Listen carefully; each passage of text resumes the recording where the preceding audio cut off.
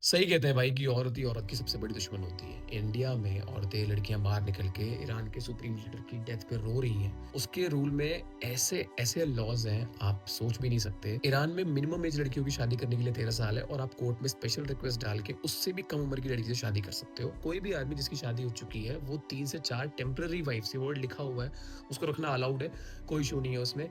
Divorce के बाद से कस्टडी फीमेल के पास रहेगी ही नहीं, मेल कस्टडी अलाउड है। अगर मेल की डेथ भी हो जाती है तो उसके सिर्फ और सिर्फ मेल रिलेटिव्स ही बच्चों को अपने पास रख सकते हैं। विमेन लॉज के नाम पे कुछ भी नहीं है। हिजाब पहनाना कंपलसरी है। कैमरेज लगे हुए हैं हर जगह। अगर आपको किसी कैमरे में देख लिया कि भाई आपने हिजाब नहीं पहना है, तो उठा के आपको जेल में डाल देंगे।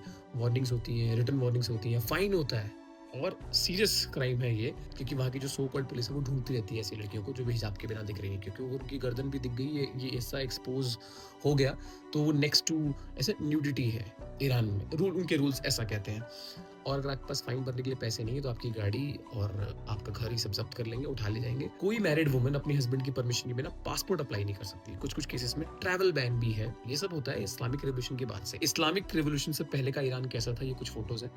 और इस्लामिक रिवॉल्यूशन आने के बाद का ईरान, सुप्रीम लीडर खमीनी के अंडर ईरान कैसा दिखता था, ये कुछ फोटोज उस टाइम की है। मासा अमीनी की कहानी सबको पता है। अगर किसी को नहीं पता तो प्लीज गूगल इट, पढ़ो जाके उसे, तो आपको रियलिटी पता लगेगी कि ईरान की वुमेन क्यों सेलिब्रेट कर रही हैं अपने सुप्रीम लीडर की डेथ को।